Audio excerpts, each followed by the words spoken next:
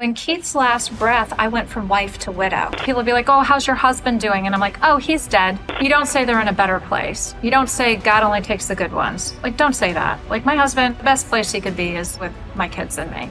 Right? I'm like, please don't say that. I don't care what anybody's religious beliefs are. Maybe some people take comfort in that. I don't like it. My kids were still looking at me as their mom. Like, I needed to lead them. And, oh, I could cry right now thinking about it. Like, I just had the most significant loss, and I lost myself. So it's more like my children lost both parents at once because I was unrecognizable to them. I wasn't this strong force to be reckoned with. Caregiving is like a community event, but widowhood is solitary. Silence is deafening. Like, it just made me want to scream, but like I'm screaming into a styrofoam cup. Like, nobody was there.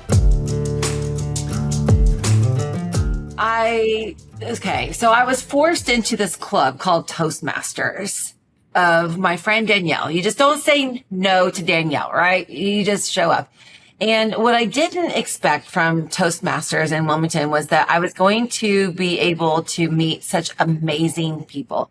And my next guest was one of those people. And we automatically connected because we're red hair. You know, I feel like I'm attracting so many redheaded women in my life at the moment. We just hired our 5th redhead. Like, it's getting bad here at Clean Eats with all of this.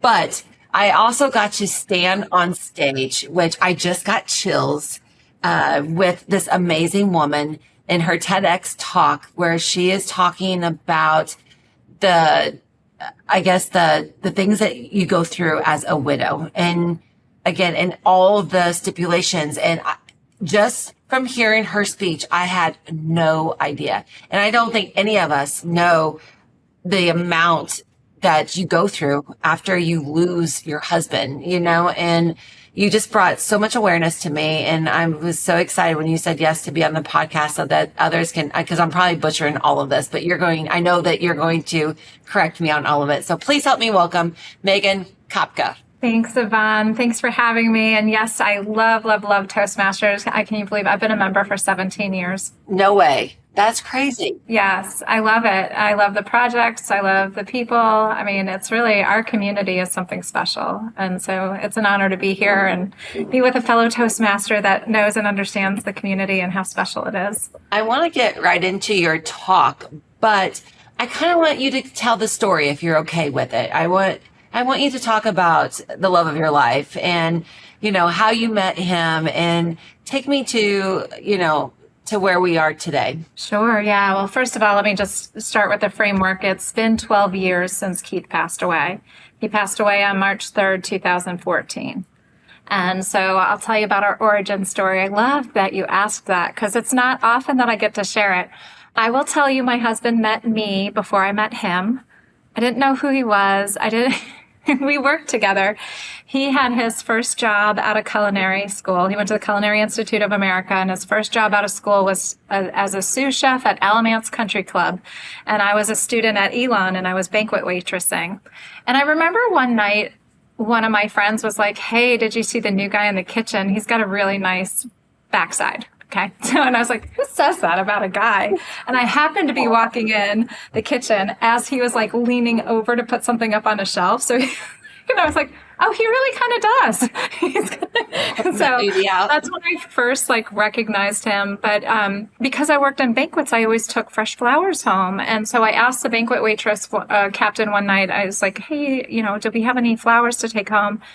And Keith looks up from his ice glow. Like, he was literally down on bended knee with the ice glow lighting on his beautiful face. And he's like, you can have the flowers from the ice sculpture. And it was like, ta-da! I mean, he might as well have just literally been asking for my hand in marriage. And we did go out that following weekend and spent like 4 hours eating dinner together. And I came home and I told my college roommates, I said, I think I just had dinner with the man I'm going to marry. And they're all like, nah, shut up. And I'm like, no, I've never felt that way about anyone. And so we got married about 6 months later. We spent maybe 3 nights apart after that, you know, just completely, both of us infatuated. But at the same time, it was never like a deregulating thing. I remember going on a road trip, a short day trip with my college roommate. And he's like, well, how are things with Keith? And I'm like, what do you mean? Is something wrong? He goes, no, like we just haven't seen each other. I go, oh, they're fine. He's like, just fine. You guys are new. Like, come on, what's going on? And I'm like, no, it's like, I got to be with my best friend, and it was just instant and comfortable. It was, easy like Sunday morning. It was awesome. I love that. Yeah. And I know that I know daughter, right? Yeah. But just one? No, I have a son and a daughter. We had kids right away. We were very, very young parents, which I used to hate. Like, I was like, oh gosh, like we're the first ones to have kids. Our first one was not planned. But as soon as he got sick, I let that all go. I'm like, oh, thank God we had kids early and young, and they'll remember him and all of those things. So I just, always get reminded, even when I'm in tough times now, of hindsight. Time will work this out. You will have a different perspective, whether you get a tough learning lesson or something beautiful comes out of it. So, yeah. So my son is 30 and my daughter is 26. And so they were, help me do math. How old were they? They were 13 and 14 and... Yeah, they were 14 and 18 when he passed away. They were 10 and 14 when he was diagnosed. So Keith was diagnosed with ALS on April 20th in 2010. We pretty much knew since March 5th until April 20th that it was going to be pretty heavy bad news. Like, we didn't know what his diagnosis was, but we knew it was going to be pretty bad because we got referred to the ALS clinic. But the neurologist was like, we don't want you to leaving here thinking you have an ALS diagnosis. It could be 4 horrible other diseases. So I was like, oh, okay. But ALS being the worst of them. And yeah, that's a point in time where even now, like, I'm starting to tear up a little bit. That moment in time, when you get an ALS diagnosis, they don't officially know that it's ALS. There's no positive, negative test result. There's just good predicaments. I'm sorry, I'm not using the right word. But they said we had an 80% likeliness of ALS diagnosis and that you really won't know until the autopsy. So that's what we had. And we were speechless. We were so shocked because Keith was, he was like literally the body type of the statue of David. Like, he had a working man's body. He was so capable of everything. Anything he could touch with his hands, he could make beautiful. Food, bookshelves, I wanted him to design, whatever it was. Like, he was so capable. And he was the neighbor and the friend and the family member that would give you his shirt off his back. Like, he would do anything for the people that he loved. So I was, so fortunate. Just tell me a little bit about the ALS, just for someone who doesn't know what that diagnosis means. Yeah, so ALS, essentially, my kids and I had a front row seat to watching somebody's physical demise. ALS slowly takes the body. It is a neurological disease where your nerves, literally the messengers, no longer send messages to move your muscles. And so Keith slowly, over 4 years, became a quadriplegic. A lot of ALS patients, depending on where it starts and how, it can travel anywhere to the body, but we were very fortunate. Keith did not have a tracheotomy. He was on a trilogy ventilator, but it was as needed. So he had this little thing. It looked like he could take a puff off a cigarette or something. He'd just lean into a tube and it would blow air into him. So he didn't have to have a face mask. He could take air on demand, which he was doing a lot towards the end, but he didn't have the trach ventilator. He didn't have a feeding tube, and he could talk. And that's very rare. So we had, of what I would say the ALS cases are, I think we had the best of the best because he was able to be present and with us and communicate until the day he died. But essentially ALS entombs you in your body. And there's often like the table topic question, like, would you rather lose your body or would you rather lose your mind? And so you've got ALS as the, one of the worst of losing your body. And then you have ALZ, Alzheimer's, of the worst of losing your mind. And so, it's horrifically painful. Like it is like dying a million deaths before dying because you lose capabilities. And so it's a very sad and painful disease, and it's very, very heavy on durable medical equipment and caregiving. Like, he could not be alone. He was too vulnerable. And I know because of your story, because we've talked and also through your TED Talk, was that, here you think that this is the worst case scenario, and then he passes, and it's a whole another ordeal that you have to go through. So you just lost your husband, and now you have these obstacles that you have to deal with. And so kind of take me through that. Yeah, so I think, this is very cynical, but I think it's also very true. I'm a financial planner. Track it by the money, right? So the ALS Association had a caregiving group. They have research, they have data, we have home health agencies, we have hospice organizations. We have all this help and support for when you are caregiving. And they're constantly preparing you to take care of your loved one, right? Like how to better time manage, how to hold down the job, how to explain things to kids. There's support materials, there's all these things. And that was like one of the lines that I had in my TEDx was, caregiving is like a community event, but widowhood is solitary. It is the silence is deafening. Like it just made me want to scream, but like I'm screaming into a styrofoam cup. Like nobody was there. And I don't mean that truly, because I have wonderful family and support systems, but there's not the same support material and information to help the bereaved and the survivors and the people around them. And so at one point, I had this just really lovely, like Buddhist mentality financial planner gentleman that I had a conversation with, and he talked about concentric circles. And he's like, the widow is in the target of, think of a bullseye and concentric circles. The widow is on the inside, and then outside of the widow is her family, and then maybe her friends, and then your colleagues, and then your church and your community and everything else that you're involved in, like maybe outside professionals. And that from an energetic standpoint, all energy should be pouring in to the widow. And the widow needs to leave the concentric circle and go outside to the professionals. And that made so much sense to me, because I'm in this bullseye target and I can't talk to or rely on, my sister-in-law who just lost her baby brother who meant the world to her, or my children. And she lived across the street from me. When you literally think about immediate family members, who can you talk to? Who's going to be there for you? My kids were still looking at me as their mom. Like I needed to lead them. And I could cry right now thinking about it. Like I just had the most significant loss, and I lost myself. So it's more like my children lost both parents at once, because I was unrecognizable to them. I wasn't this strong force to be reckoned with. It took me about 18 months before I got angry again, and I'll never forget it either. Actually, it was a year and 9 months. It was 3 months shy of his second anniversary that I got angry, and I actually yelled, and not at the kids, but they had ganged up on me. And Keith and I, when we decided to have 2 children and not 3, one of the funny lines we had was, you never let the kids outnumber you. Right. And so I literally was like, damn it, Keith. And my son, who I always messed up his name, I'd always call Bruce Keith and Keith Bruce, and, whatever, term of endearment to both of them.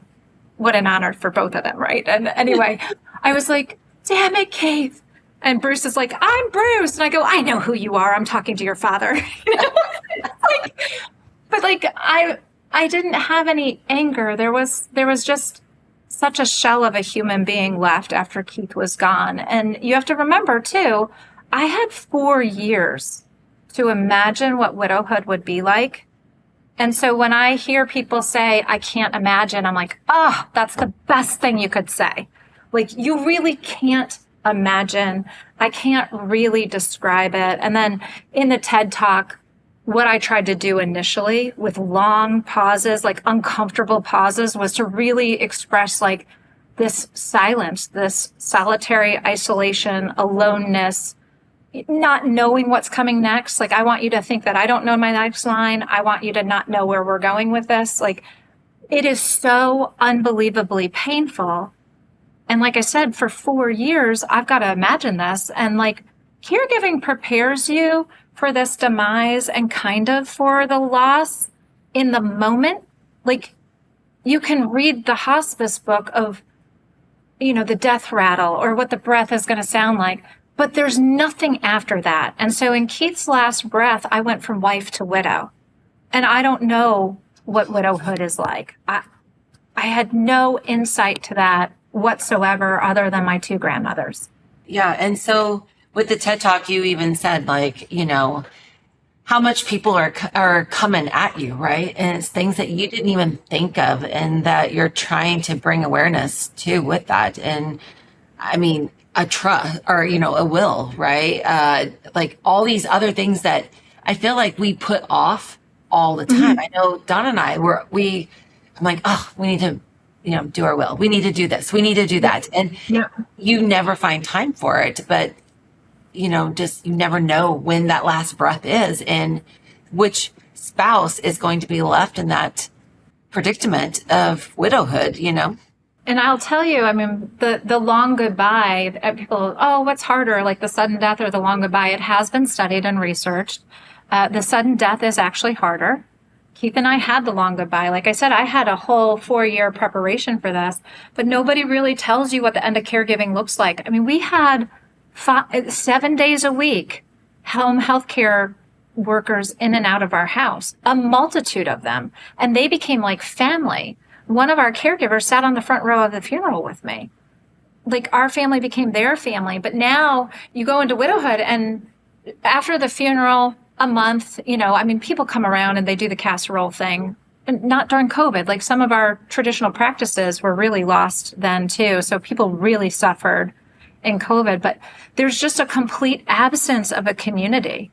People who want to avoid you because they don't know what to say. And then you're stuck with this brain fog and this loneliness. And then you even feel the inability to connect. Like people will be like, oh, how's your husband doing? And I'm like, oh, he's dead. I'm like, okay, like we haven't seen each other for a while. It's not the most tact on my part, but I was so tired of trying to, oh, he passed away or, oh, we lost him. I'm like, he's not lost. And it's just like, he's dead. Like he's dead now. And I had to get comfortable with those words too. So it was hard to connect because a lot of times I'd go into like a networking situation or trying to put my best foot forward as a businesswoman. And I felt like I can't even be there. My very presence just sucks the air out of the room. And it's not that anyone necessarily treated me differently or looked at me differently or said different things to me in those moments, but collectively, because I've had all those experiences or even in caregiving when people thought I was there for my parents and, to be a young widow was just, it's not contagious. Like you can be around me, but it felt like people wanted to avoid me. Yeah. And I totally understand this because I don't deal well with this, because I never know what to say. And so help me with that. What is the best thing that someone could say if they've lost their significant other? And what don't you say? You don't say they're in a better place. You don't say God only takes the good ones. Like, don't say that. Like my husband, the best place he could be is with my kids and me, right? I'm like, please don't say that. I don't care what anybody's religious beliefs are. Maybe some people take comfort in that. I don't like it. But I can't imagine. It's showing up in silence, just showing up in silence or telling someone a story about their loved ones. Like I heard stories about Keith after he passed away and I'm like, oh my God, that is hilarious. I'm so glad to know that.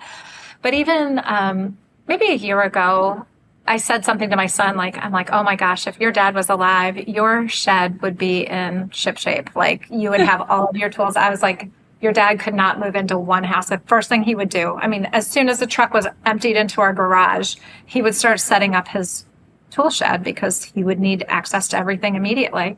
And so Bruce just leans into that conversation. It was hilarious. He's like, oh yeah, and we'd be doing this. And it's like, oh, Dad, just leave Mom at home and let her work. I was like, what? I said I could work from anywhere. So we just leaned into this imaginary conversation. And so it's nice for people who knew Keith, but even one of my really close friends right now, if I tell her a story about Keith, one time she goes, I wish I had met him. And I'm like, I wish you did too. He would have loved you. It's just telling a story or holding space for a story, I think is always prudent. For me, working with fresh widows, I got a double whammy here too, right? I'm only dealing with women that are either caregiving, for a terminally ill spouse or they're recently widowed. So that's my niche market, and I'm turning away other clients at this point. So I'm solely trying to take this. I know how to prepare people to not avoid probate, but like to be prepared financially through titling, through the will, through the trust, all that kind of stuff. And I'm not an attorney. I don't write the documents, but there's other things that have to be done or that could be a little bit smoother if you meet with me ahead of time, and also dealing with the fresh widows. And so a lot of what I say when we start is, how's your grief today? Because the double whammy is you're only meeting with me because something traumatic and tragic has happened or is happening to you. And then I can't believe this, but can you believe that some people are uncomfortable with talking about money? Like most people, again, it's like public speaking. Like they'd rather be at their own funeral than speaking at a funeral, right? That's the whole Seinfeld joke. But it's kind of the same way about money. And I think people feel a lot of shame around their cash flow, what they make, what they spend, and that kind of stuff. And that's getting through shame, getting through guilt, and then take the burden on too of you're scared and you're in trauma and you don't identify with where you are or who you are at this point. So tell me, if both spouses are alive right now, what would you recommend if both, husband and wife are right here, right now, and they're listening to this? Like, what's the first thing that they need to do to prepare for this next chapter? I think the biggest thing, and I will tell every person I work with, but mostly in women's events, I will say, I just want you to know two things. I want you to understand your cash flow. You need to have a good estimate of what your income sources are and what your expenses are, right? So cash flow is not just your budget, the big B word, right? I don't care so much about one side and not care about the other. Because when someone dies, some of those income sources are likely going to go away. And guess what? The budget probably not go away. And if it does, it'll be 6 months to a year to 5 years before they change. So income, the income and expenses, which is called your cash flow. And then I want people to know their net worth. And net worth is what you owe, right? All of your loans, what you owe, and then what you own. All of your assets, whether it's your 401k or your house or, a piece of land out in a different county or the mountains or whatever, you need a good idea of the assets. And what I do is I want to know how every single asset is titled, because titling and beneficiaries are step one in estate planning. They are before your will. So you've got to really understand the beneficiaries and titling. So those are the two things that I would say. But going further and deeper is, do you have access to each other's social security statement? Have you looked at each other's credit reports? Do you know your doctors and medications? How about your passwords to Venmo or Uber? All these types of things. And some of these accounts that we link into, they have all that fine print. If you log into them after someone has passed away and then you send the death certificate in and they see a login, then you've null and voided your rights to those accounts. So it can be very tricky. It can be very tricky.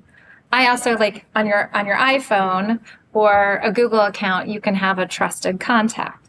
So getting trusted contacts in place are really pertinent. I would tell you, though, the best resource, and I bought this for all of my clients last year, and we're meeting on it in the month of July. My mid-year review is all about estate this year, and I bought them the No-Lo book called Getting It Together. It's NOLO. I forget what it stands for, but it's a nonprofit organization of attorneys that put together all these different types of books that help people understand what they're doing and best practices of what they should be doing, and they put it in layman terms. So no one's going to speak Latin at you like the executrix and all the other terminology that we have that might be confusing. Well, before the call, you told me that June 23rd, which was a couple of days ago, was the National Widows Day. Did I say that correctly? International, yes. International Widows Day. And that you were actually at an event. And it was, you said a couple of things on there of what, like, young women and some of the things it said. So I just wanted you to kind of repeat what you told me offline. Sure. Yeah. So International Widows Day, I believe, started in 2010 by Lord Lumba, who is of Indian descent, through the United Nations.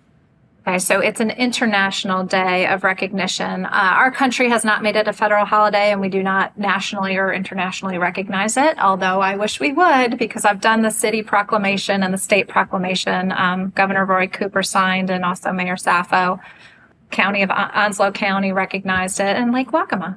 So I've done some of the advocacy work to hopefully get that recognized a little bit more. And the reason why it needs to be recognized is the United States, like it or not, we're still a powerhouse, right? And we're a leader. And if things change in America, the rest of the countries usually follow. And there are still so many grotesque practices around the world that happen to widows, property grabbing. So women's rights in other countries aren't as strong as ours. Through some of the research that I did, I'll leave the atrocities side out of it, but some of the countries, it is physically abusive and really ostracizing, worse so than just kind of feeling the invisible silence of widowhood. But when I was researching, two things came up for me when I first became an advocate for the Modern Widows Club. Was we were on a Zoom call. It was COVID, and it was like fall back time, so it was super dark. So we had 2 Zooms every week because the local grief communities had shut down. So we were the only ones poised. I mean, I've been in business and working on Zoom since that time, and so we just gathered on Zoom, and I asked everybody, I'm like, if your best friend was to become a caregiver and you knew that her husband was going to die, what's like the biggest piece of advice that you would give her? And it was, make sure she has a major credit card in her own name. Well, getting credit and opening accounts changed in 1974 with the Equal Opportunity Act. And I, born in 1975, and also being in finance, like I had credit in my own name before I married my husband. I didn't really think about the difference between a joint and authorized card. And that began like a lot of my schooling and lessons and the benefits of each. Like you could be a widow and have to reapply for credit at reduced income with a different credit history. So that kind of shocked me. But the other thing that shocked me, I think it was 1854, the first time a woman was allowed to own property was in the super great progressive state of, I think it was Mississippi. And a woman was allowed to inherit her husband's enslaved people. And I was just horrified. Women's history in this country, like our country's history is not that long, but even our history is really that dark. And so I look at it from a standpoint as a financial planner that it's not your fault for not knowing these things. It's not even your fault for not even really being that interested in these things, because women throughout generations have been held out from the legal and financial aspects almost in its entirety. Veuve Clicquot, the champagne goddess, right? She is the first international businesswoman. And if you've seen the movie The Widow, you can understand a little bit. I read her biography as well, but she is the first international businesswoman. And she became the owner of her grapes and her empire because she was widowed. So, and they still, like in the movie, if you watch it, they try and grab her property and take it from her and discredit her, for so many different reasons. It's a dark history that I think women still shy away from. Like we're known as the shoppers and spenders. I remember my dad saying, well, your mom's the shopper. And I said, Dad, it's like asking a dad, what's your child's shoe size? I'm like, you're not the one that's going back to school shopping. Like you can't, my mom's not really a spender or a shopper. She was the one that was appointed that position because the family had needs. Now, so many levels of that, right? Like so much that there's still, yeah, we've taken major strides, in the whole female empowerment, which I hate saying female empowerment, but, but then. I love it. What do you mean? especially in my realm, Yeah. I know, but it's kind of like a bad tainted taste to it, Yeah. over, I think, the past probably 5 to 10 years of, It's a backlash from, I think, hashtag Me Too. I think it's a very, very sad, horrific backlash. But yeah, you're right. I mean, even the word feminist to some people still it's negative, and yeah. to me, it's not. I have men in my family that I love absolutely. I have a son. I had a wonderful relationship with my dad and my husband, and I will always consider myself a feminist. And especially because of widowhood, I know how important it is to be able to have to stand on my own. I have to be able to stand on my own. Well, I know also stand on your own that this TEDx talk was really important to you. And, the amount of hours I know that all of us put into that to stand in that red circle on that stage that day and to get our message across. What was your drive behind producing that talk on stage that day? So I've had this drive for probably about 6 years. I started a skeleton of a book of just, I can only help so many widows. And my true belief, and I've talked to the founder of the Modern Widows Club before about this, is that grief and finances are happening almost immediately. Like if the widow is supposed to go to the professionals, she will need a therapist who specializes in grief, and she will need a financial professional who does holistic planning, because when your spouse dies, you probably owned most things jointly. I mean, you are filing jointly. Everything's joint. So it touches everything, and I just really felt like, okay, I can only help, who knows, 10, 100 widows in a lifetime. I can present to thousands, but who can I really reach and educate? And I just feel so strongly that financial professionals need this specialized training and a certification to better serve widowed clients, because I can't do it alone. And I've seen so many mistakes. And again, like, there's such a turnoff in our industry just in general of the approach or the communication style, or even just the focus, when you're just focused on investments only. And so there's this whole world that I exist in where we do holistic financial planning, where I do look at your cash flow. I don't sell insurance, but I will look at and evaluate even homeowners insurance and complicated life policies, whatever it is. But that approach from A to Z has always been a drive of, I was so alone, and now that I'm in service of widows, like, my planning was not that bad. Thank goodness I was already in it. I had other professionals around me that if I had questions, I could bounce ideas off of them.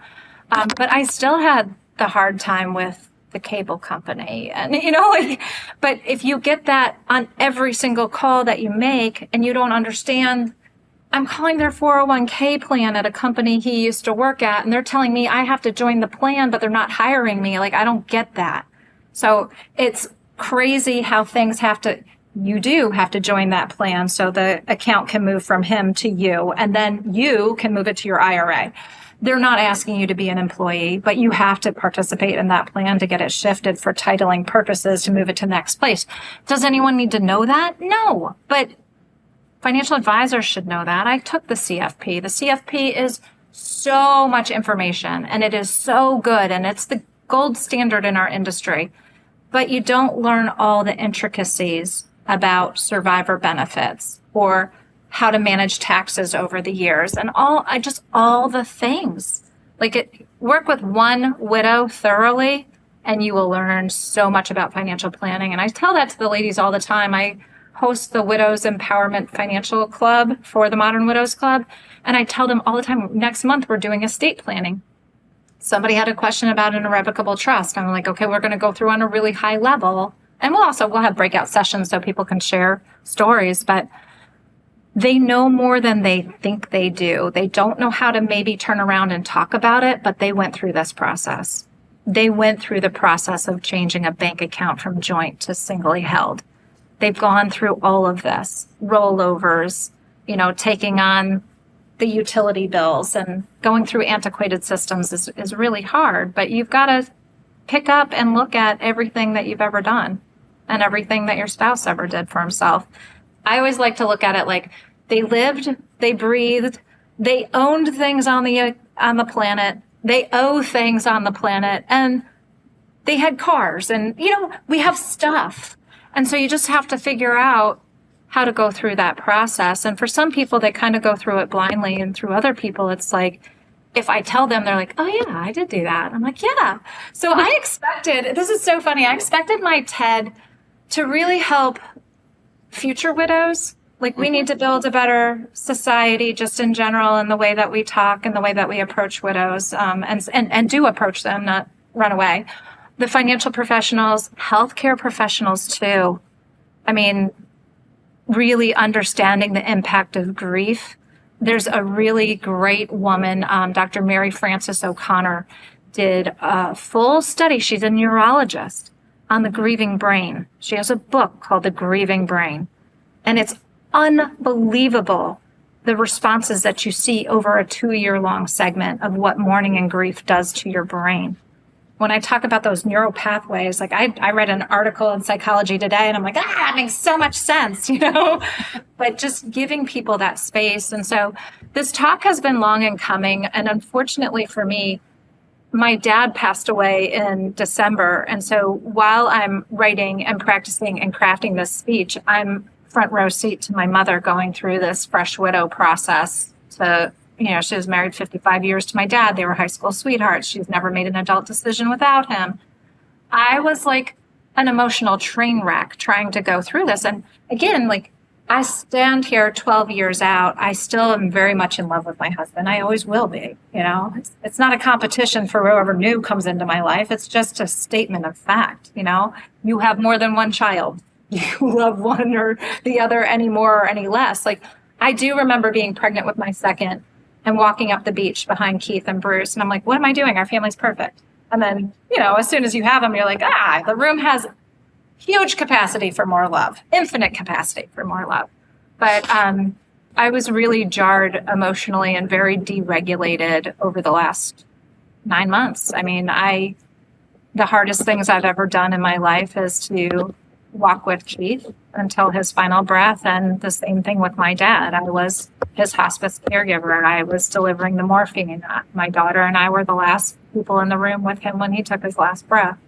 So that part, when I'm talking about high emotions, and then, the TED experience, like, honestly, now on a lighter note, Evonne, I've never written out a speech word for word. And I think I watch almost all of us that I know really well struggle with being married to the words.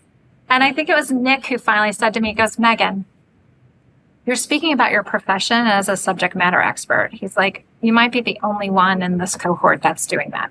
I don't think so. I think you are too. But like, this is your financial professional expertise, and you are a subject matter expert in widows, and you could get up there and talk off the cuff and be perfectly fine.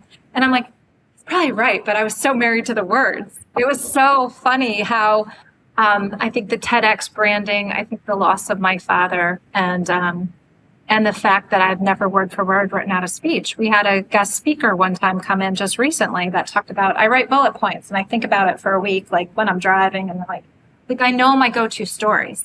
I know what I'm going to say. I know I know almost exactly how I say things. And I changed some of the wordings of how I say things. And I can see in my recording, that's so awkward. That's not how I say it. I messed up that line. That's the statistic I dropped, Yeah. But it's really, I think, humbling in some regards. And then also, to feel like we're around all these other great speakers. And I've spoken at lots of national conferences and things like that. And I'm always like, I've got an important message to deliver. And I still felt that way, but I was really forcing myself to get up there. I did want to just kind of chicken out and drop out. Like, I'm not in an okay headspace. And then I just thought about the 12 million widows that need to hear it. Yeah. But again, I thought I was building this for fresh widows, and I can't tell you how many comments I got. And I think I want to hear the same about you here in a minute, but the comments that I got, like people from the ALS Association reached out to me, my whole ALS caregiving community, people I hadn't heard from in years. It made my community so tight. And then a widow 4 years out brought me to tears on a private Facebook comment that she wrote of just like, you just gave a voice to everything hard, and I'm sending this to my 3 daughters. And I'm like, her 3 adult daughters, to be like, this is why mom is freaking out, like this is what's going on. It's a very humbling experience. And I think I also got very intimidated about the branding. I agree. Yeah, totally. Yeah. So Keith has been gone for 12 years. Yes. And I know, like, just seeing how emotional, through this talk or the podcast that you've done. But what's next for you, Megan? Ooh, that's a really great question. So the SWIFT Act is going through Congress right now. It was sponsored by Senator Blumenthal. I've reached out to 7 senators and our local representative just in support of the SWIFT Act. There's going to be a lot of public advocacy for me. I would like to be on the national stage raising awareness on how to deal with the finances and bereavement, because I experienced this in caregiving too. In the caregiving world, it was like you either need to buy long-term care plan insurance, or you need to get yourself Medicaid eligible through fancy estate planning, or you're mega wealthy and you can self-insure and have people in and out of the house around the clock. And I'm like, most of us fall in between, right? So they just dodge the finances all the time. And they would say that they're having a financial component, and then it would get nixed, or it would just turn into have your healthcare power of attorney and your advance directives. And it's like, yes. And guess who's freaking out? Like, everybody's freaking out. The caregivers I work with, they're freaking out because they want to make sure they can afford the best equipment and the best treatment for their loved ones. The loved ones freaking out because they're like, I'm going to die and I need to make sure that the family can live after I'm gone, right? And so there's this huge gaping hole that most Americans fit in that is unserved. And I see nothing different in the hospice and the death space. Like, you can't just have a $20,000 funeral and have a bunch of funeral directors not talk to widows about finances. And it's absurd. It's absurd how we just don't talk about money. So, there's some, like I said, public advocacy. There's working on the certification in conjunction with somebody else, and hopefully all those things over the next 5 or 10 years. I mean, these are all little baby steps of pushing what I think needs to happen on a bigger picture forward. And I won't stop. I mean, a weekend like this past weekend just rejuvenates me. And the weekend that we had, our annual meeting for the Modern Widows Club, we went through our budget. A few years ago, we thought might be the last year of the Modern Widows Club. And now we are doing great. We are being supported financially. We have kicked the door down. Widows are being seen in spaces. The research I was telling you about actually focused on young widows, and the research came out through the National Association of Grieving Children's Grief. Yeah. That's it, National Association of Children's Grief. And one of the young widows did what's called the Young Widows Project. And she found that you can't just support the kids, right? A 1-hour session at this grieving center every week or twice a week, and then sending them home to a primary caregiver who has no support is not realistic. And that when you pour into a woman, when you pour into a mother, the primary caregiver, you double your reach, you double your support. And it was validating to hear. Those are who the kids are going home to, support the mother. I think that this is a topic that we always want to avoid.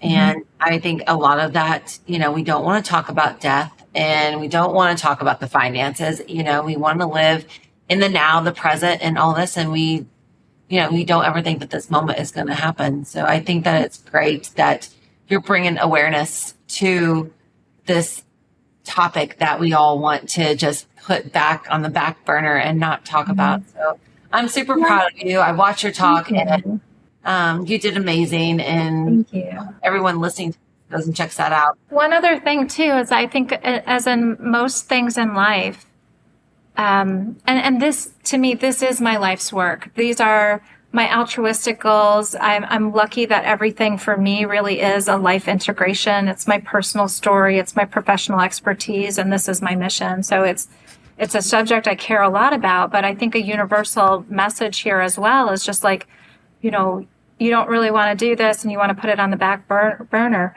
partner up with someone. I mean, I was hired specifically by a friend of mine just to go through the death and dying process. I mean, I went and he did the prepaid funeral with him. We went to the cemeteries and toured together. But like, friends carried me through TEDx.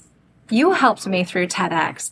Eric spent 2 hours with me crying. I'm like, you know about the silence, Eric? You know, like, I mean, we've both gone through significant grief episodes, and Nick helped me, and Janine, and just everybody was so like kind and willing to help. And it's the same thing, I think, in most things in life, but I really struggle of trying to define and understand, why not widowhood? Why not widowhood? And so, like, I love how much support through the comments and things that I've gotten, but it's got to go out to people other than that, you know, people who don't know me and don't have that vested interest in just me and my story and my plight to want to be successful, but truly are mission driven to be like, oh, I didn't know that, and I need to get behind that and support it. But yeah, so whether it's you who, you know, find a partner to help drag you through the estate process, but we're not alone. We never really go it alone. And that's the biggest message is I want the community to be a little bit softer and a little bit stronger when it comes to their support for this population. Well, reach out to Megan, listen to her TED Talk, go buy the book for your future planning, or what was it called again? One more time? NOLO. It's NOLO, NOLO, Getting It Together. It's $25 on Amazon. Be there in 2 days. It's 28 PDFs. It'll get you so squared away, and you can read or not read as much as you want. Do it now, because unfortunately we don't know when the last breath is. And thank you. And thank you for spreading your message and sharing your story. We love everything that you're doing. Thank you right back, Evonne. I love what you're doing too. It's an amazing message as well.